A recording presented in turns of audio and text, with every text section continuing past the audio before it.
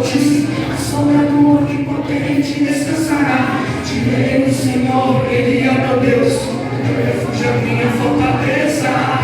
Ele me livra do máximo passarinheiro e da peste perniciosa. Ele me cobre com suas penas e debaixo de suas asas eu estarei seguro.